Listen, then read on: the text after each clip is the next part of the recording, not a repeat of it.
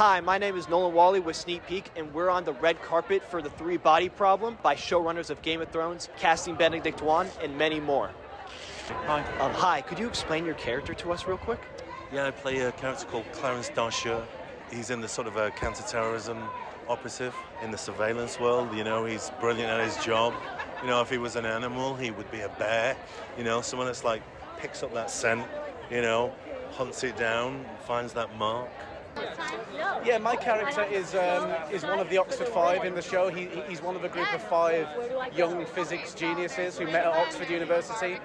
He's different from the others because he comes from a very ordinary working class background. He's got there based purely on merit and purely on his wits.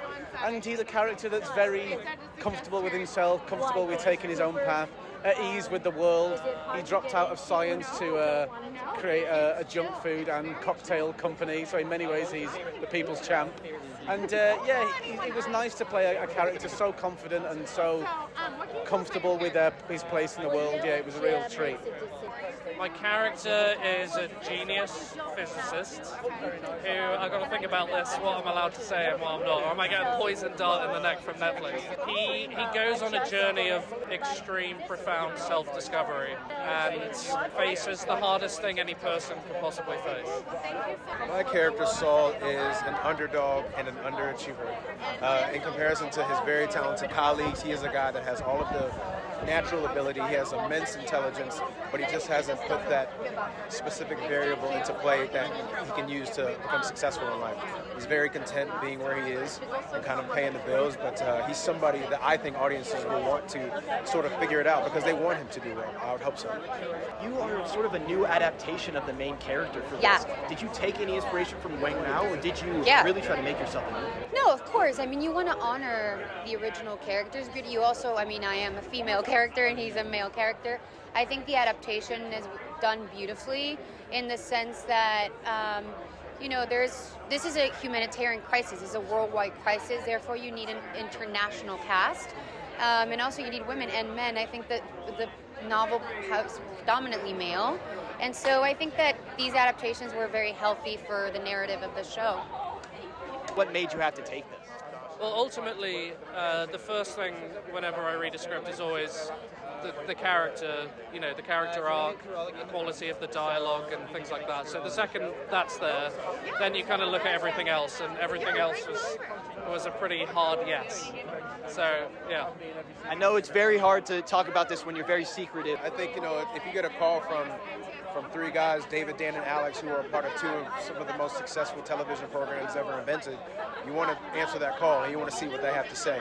It was a bit intimidating just because the book is so dense, but after I met with them and they told me what they were expecting from my character and the characters that my colleagues are playing, it was something that I definitely want to do everything I could to be a part of. They asked me to come on it before I even knew what the project was. They got in touch with me months before we started shooting and said, we're going to do this new thing, and we're not going to tell you what it is yet, but we've written you a character that's unlike anything you've played before, and it's based on you, so you're kind of the only guy that can play it. And then I pretty much said yes then, and it was only when I found out that it was Three-Body Problem that I realised how ambitious it was and how brave they were to undertake such an adaptation. And after Game of Thrones, it feels like they found an even more unfilmable series of books to adapt for their second thing. I think, well, first of all, the novel was very popular in China, so I'm aware of this novel for a very long time. And obviously, working with David and Dan and Alex is a dream come true. I'm myself a big fan of Game of Thrones, so to have the opportunity to work with them, it's already huge for me. And knowing that they're doing this story, for me, it's a no-brainer. Like, I really wanted to do it right from the start. Yeah. First question I have for y'all is, what drew you to adapt this book? It's a very political book. It's very focused on sci-fi. What element drew you in? We read this book and it made us feel the way reading books used to make us feel. The awe and the wonder and just the wow factor of it was something that we had not felt in a long time. Something that David and I don't think had felt since we read Game of Thrones. So it was kind of, we wanted to do something very different, and we wanted to do something that wasn't like other stuff that was out there, and this hit all those targets. Dashir is one of the fan favorites from the book as a character, just because of the comedy and his dramaticness. Do you think that's going to come over in the show as well? I don't know. I don't know. I play my actions. That's what people have said. I just kind of get on board. I play my actions, and then we'll see. You just kind of put in what happens. I can't tell what people are going to think, but tell me next time I see you. Or are there any themes that you thought had to be brought into this project? Well, I think that the novel itself already contained a very good message. I think because it really shows that, when we're facing an existential threat, we as humankind, we can actually work together and united to make and make the world into a better place. And I think that's a beautiful message, and because we live in such a segregated, divided times. And I think this story really reminds us that we are able to come together and work together.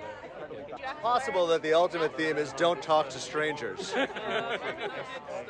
Was this character an interesting role for you? Because she's a very mysterious character. Did you have a lot of fun playing her? Did you see it? I've read it. Oh, okay, so you know. All right. So, yeah, she is very mysterious, and she's a shapeshifter, isn't she? She learns how to adapt to whatever situation she's in. She's a survivor. So, that's who wouldn't want to play that? It's delicious, right? And was there any problems working in a VR environment? Was it an easy flow? What was it like? There's 3 body problems all over the place. No, I mean, I'm in the VR for a bleep. For me, it was more like episode 5 and really envisioning that. It's just when you're working with green screen, it's a lot of like make-believe, and that's exciting as an actor. It allows for a lot to happen, but it was definitely, you never know if you're going too far or too little. So I'm just excited for people to see the result and see their reaction. Is there a favorite cast member you worked with that you thought you really grew with during this? Liam Cunningham. We are connected here now. I feel him. He's close by. We had such a great time together working, and we built this relationship just organically, instantaneously. And I'm looking forward to working with him, manifesting this for many seasons. I know it's very hard to talk about this when you're very secretive about what goes on, but do you have a favorite scene that you can talk about in this? There's a scene in episode 7 that I do with Jovan Adepo, which I think is one of the best written scenes I've ever done. And I love working with Jovan. I think it turned out really beautifully, so I would say that one. I can't tell you what it is, but it was a difficult scene, but This is a little early to talk about book 2, but The Dark Forest is very different from the first book. Is there any plans to adapt it in the future? Can that be discussed? Well, the hope is that this isn't the end. The hope is that we get to adapt the entire trilogy so that the first season, roughly follows the first book, the second. The third book is huge, so maybe we can do it 1 season, maybe it's 2, but ideally we would get to the very end of the trilogy, which would take at least 3 seasons. A lot of students at UT are trying to get into a position like yours. So many people are like, I'm going to be the next director. What should they do to do what you do? I think just keep on watching films. I think that's really one of the most important things. You really have to watch a lot of films, like past, present, and just watch as much films as you can. I mean, look at Tarantino. He used to work at a video rental shop, but he was so versed in the whole film language. And I think that's like one of the biggest essential thing that a aspiring filmmaker needs to do is watch as many films as possible. And then secondly, I think it's just, make your own short film. Just write and shoot your own short film, and then that with practice, then you will understand that whether you are fit for that role or not.